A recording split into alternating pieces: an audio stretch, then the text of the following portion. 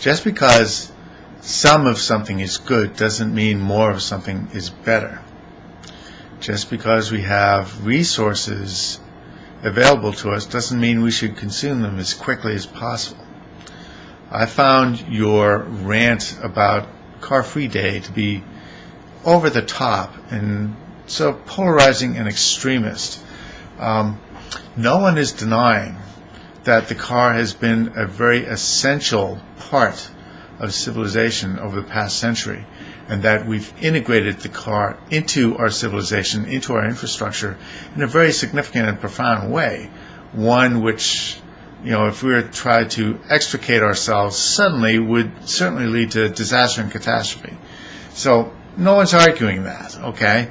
But what we are saying is, for several reasons, we need to learn how to phase the current automobile technology into obsolescence, because number one, we're going to run out of gas, and then everything the civilization depends upon the automobile for, that's all going to come to a crashing halt, okay, unless we've figured out some way to move beyond the current automobile technology into something that doesn't require gasoline.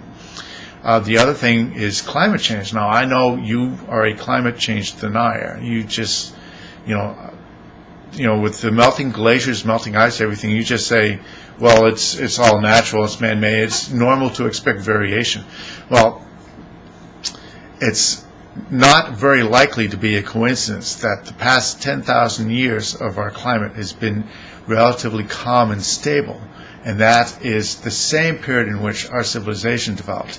If you look at ice core samples, you can see that the climate was very, very chaotic until about 10,000 years ago, where it suddenly became very, very quiet, where the climate struck a very delicate balance, and where civilization was given enough stability for it to flourish. Because the civilization, the agriculture, and everything we've done with the land in order to be able to build an infrastructure for civilization, growing surplus food, distribution, all that stuff, everything we need, the infrastructure we need for a civilization, was built upon a foundation that could only exist in a stable climate. All right. So the idea that, if you look back in history, well, the Earth has always shown climate variations. Yeah, but the climate variations we had occurred before the rise of civilization, okay?